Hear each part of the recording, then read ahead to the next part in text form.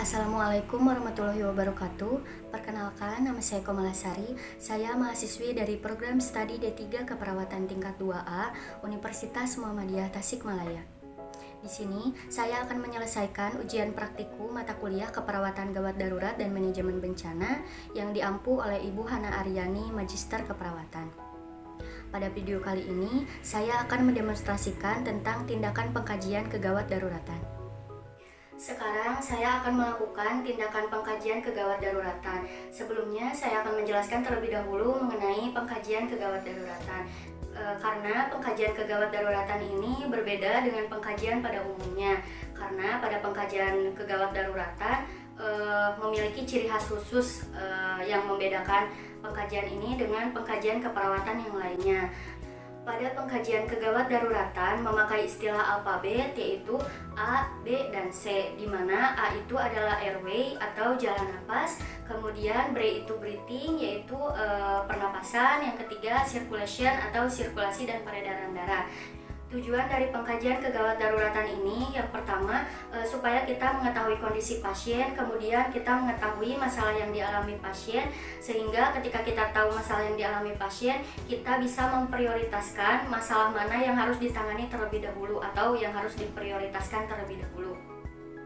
Yang pertama, kita akan masuk ke tahap prainteraksi, di mana pada tahap prainteraksi kita akan melakukan persiapan alat.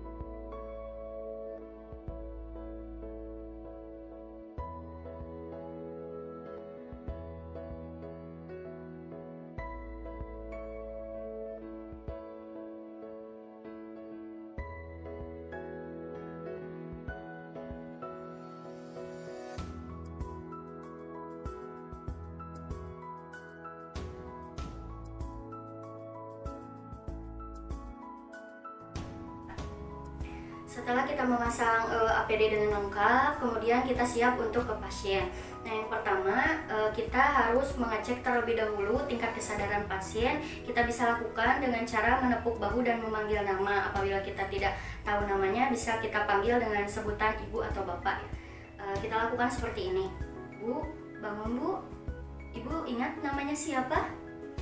Nah, apabila pasien menjawab pertanyaan kita dengan nyambung atau sesuai dengan yang kita tanyakan, berarti bisa dipastikan bahwa airway atau jalan napas pasien itu clear, bersih atau tidak ada sumbatan. Namun ketika kita mengecek respon seperti tadi, menepuk bahu, bu, bangun bu, namun pasien tidak mengeluarkan respon sama sekali, tidak memberikan respon sama sekali, maka kita bisa melanjutkannya dengan memberikan rangsangan nyeri, yaitu pada daerah dada dengan cara seperti ini.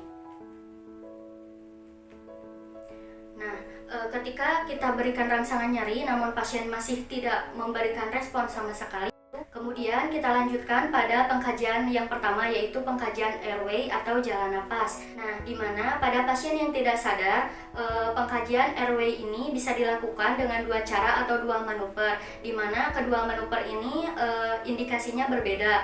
Yang pertama, untuk manuver yang pertama yaitu head tilt chin lift, di mana manuver ini dilakukan pada pasien yang tidak dicurigai mengalami tanda-tanda fraktur atau cedera pada servikal. Seperti itu, head tilt chin lift. Yang pertama, head tilt yaitu kita tekan kepala pasien pada bagian dahi seperti ini. Kemudian chin lift yaitu mengangkat dagu pasien seperti ini. Nah, manuver ini dilakukan pada pasien yang tidak sadar dan kemudian tidak dicurigai mengalami cedera pada servikal. Kemudian untuk manuver yang kedua yaitu jaw thrust, di mana manuver jaw thrust ini diindikasikan pada pasien yang mengalami fraktur servikal. Lalu Apa sajakah tanda-tanda dari fraktur servikal itu? Tanda-tanda dari fraktur servikal ada 4. Yang pertama, mengalami jejas atau ada jejas pada bagian clavicula ke atas. Yang kedua, mengalami multiple trauma. Jadi pasien itu tidak hanya mempunyai trauma pada kepala. Misalnya pasien mengalami trauma pada kepala, kemudian pasien juga mempunyai trauma pada bagian dada atau bagian paha dan bagian yang lainnya. Untuk yang ketiga yaitu biomekanika mendukung. Jadi di mana ceritanya atau kronologisnya itu pasien habis jatuh dari ketinggian, misalnya dari atas rumah atau dari pohon kelapa. Nah, pasien jatuh, kemudian pada posisi jatuhnya itu kepala terlebih dahulu yang nyampe ke bawah atau ke lantai, seperti itu. Nah, untuk yang terakhir tandanya itu yaitu dilakukan pada pasien yang tidak sadar, seperti itu. Nah, untuk manuver Jautras ini dilakukan seperti ini. 3 jari kita berada di rahang pasien, kemudian jari telunjuk berada di dagu pasien, kemudian kita angkat dan posisi ibu jari menekan seperti ini. Kemudian kita perhatikan, kita lihat pada bagian hidung dan mulut pasien apakah terdapat sumbatan atau tidak, seperti adanya benda asing ataupun terdapat pendarahan atau hipersalivasi. Kemudian kita dengarkan suara napasnya sambil kita perhatikan pengembangan dadanya. Adapun masalah yang terjadi pada saat pengkajian airway itu terbagi menjadi 2. Yang pertama ada obstruksi total, yang kedua ada obstruksi parsial. Di mana obstruksi total ini terjadi ketika jalan napas pasien benar-benar ada sumbatan sehingga pasien tidak bisa napas. Nah, untuk obstruksi parsial itu terbagi menjadi 3 klasifikasi. Yang pertama ada gargling, di mana itu adalah suatu kondisi pasien di saluran pernapasannya itu terdapat darah, dahak, ataupun cairan yang lainnya sehingga mengakibatkan terdengarnya suara seperti berkumur-kumur. Klasifikasi yang kedua yaitu snoring, di mana snoring ini adalah suatu posisi di mana lidah jatuh ke belakang. Yang ketiga yaitu crowing, di mana kondisi itu dikatakan apabila terdapat edema pada saluran pernapasan pasien. Nah, pada saat pengkajian airway ini nanti dievaluasi bahwa pasien itu mengalami masalah apa, disebut masalah obstruksi total ataupun obstruksi parsial. Pada obstruksi parsial juga kita harus menentukan apakah pasien mengalami suara gargling, snoring ataupun crowing, seperti itu.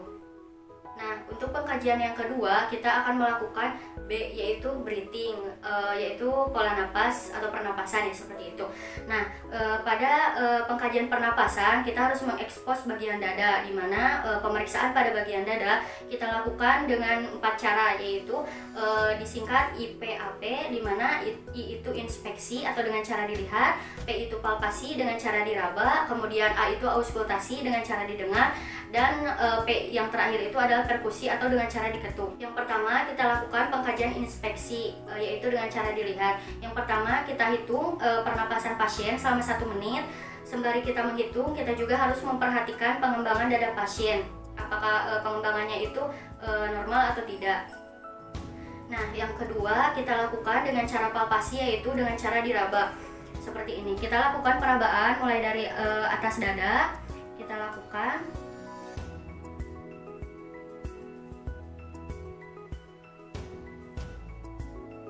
sambil kita mengkaji respon atau ekspresi pasien, apakah pasien meringis kesakitan. Kemudian kita kaji juga apakah pasien mengalami nyeri, ataupun kita kaji juga apakah terdapat patahan atau remukan tulang iga di sebelah sini. Nah, untuk yang selanjutnya kita lakukan auskultasi, itu dengan cara mendengarkan.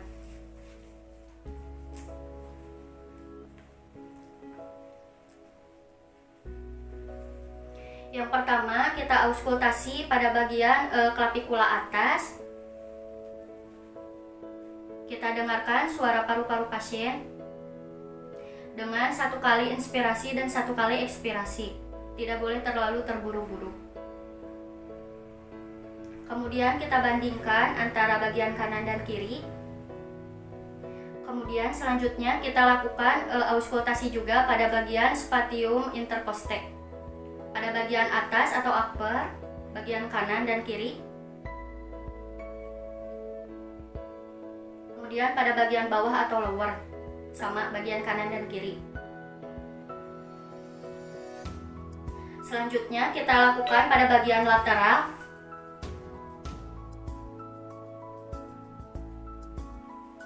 Kanan dan kiri. Pada saat mengauskultasi, kita dengarkan suara paru-paru pasien. Apakah suara paru-paru pasien itu normal? Jika normal, disebut dengan vesikuler. Kemudian, apakah terdapat suara tambahan seperti suara ronhi apabila terdapat cairan, ataupun suara wijing atau mengi ketika jalan napasnya ada sumbatan atau ada benda asing. Ada pleural flexion rub atau gesekan pada rongga pleura. Yang ketiga, kita lakukan secara perkusi atau dengan cara diketuk, di mana ini dilakukan untuk supaya kita mengetahui adanya massa atau udara yang berlebihan pada paru-paru. Untuk perkusi kita lakukan sama seperti tadi, kita lakukan mulai dari klavikula atas. Kita bandingkan dengan antara bagian kanan atau kiri. Kemudian kita lanjutkan pada spatium intercostae, sama kanan dan kiri.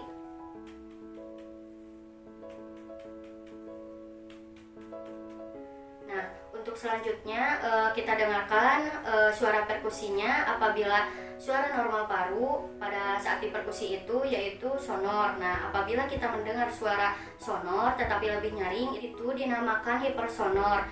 Hipersonor ini terjadi karena banyak udara yang terjebak di rongga paru-paru.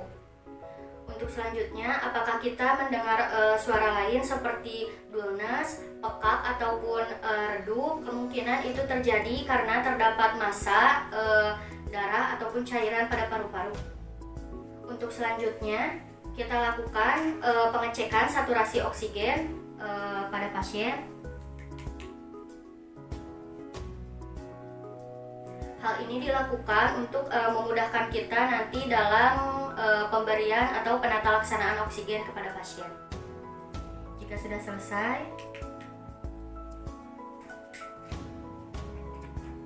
nah, adapun untuk pengkajian yang terakhir yaitu C, pada bagian C atau sirkulasi atau peredaran darah ya, seperti itu. Nah, pada tahap pengkajian ini kita akan melakukan pengecekan nadi pada tangan pasien. Kita cek selama 1 menit.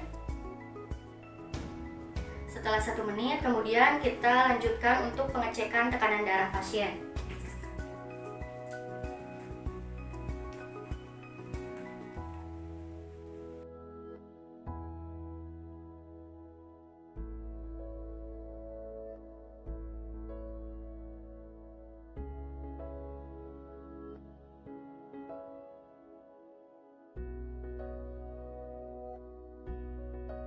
Setelah selesai, kita bereskan. Setelah itu kita lanjutkan untuk mengecek CRT atau capillary refill time pada tangan pasien, yaitu dengan cara menekan kuku pasien. Kita tekan, kemudian kita lihat untuk kembali ke warna merahnya itu membutuhkan waktu kurang dari 2 detik ataupun lebih dari 2 detik. Selanjutnya kita kaji apakah pasien mengalami pendarahan baik itu pada ekstremitas atas ataupun pada ekstremitas bawah. Hal ini dilakukan supaya kita mengetahui apakah pasien mengalami masalah sirkulasi atau tidak.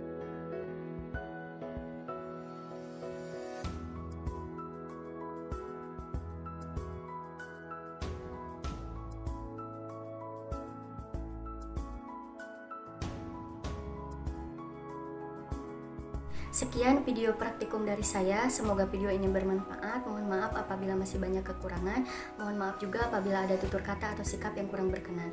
Wabillahi taufiq wal hidayah. Wassalamualaikum warahmatullahi wabarakatuh.